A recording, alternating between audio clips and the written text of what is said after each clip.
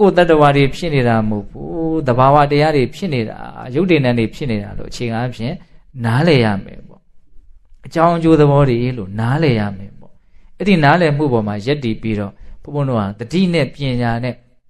ဒီဖြစ်စဉ်တွေရဲ့အပေါ်မှာအာယုံဆိုင်ပြီးတော့နော်ရှုမှတ်နေမယ်ဆိုလို့ရှိရင်လောကရဲ့တန်ဖိုးမဲ့ပုံတုံညာသဘောတွေကိုတဖြည်းဖြည်းနဲ့မလုပ်လာမလို့မြင်လာလိမ့်မယ်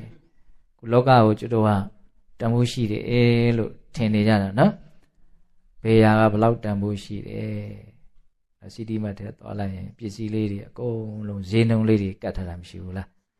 ကျွတ်တို့ကလည်းကျွတ်တို့ရဲ့ဘဝမှာအသေးသေးဈေးနှုန်းတွေကတ်ထားတာရှိတယ်ဘယ်ဟာရဲ့တန်ဖိုးကဘလောက်သာသမီဆိုရင်တော့တန်ဖိုးဖြတ်လို့မရတော့ဘူးနော်တန်ဖိုးကြီးလေသူနဲ့ပတ်သက်တဲ့ကိစ္စတွေကအရေးကြီးလေအရေးကြီးလေပြာတောက်နေလေဒါပဲဟုတ်တယ်မို့လား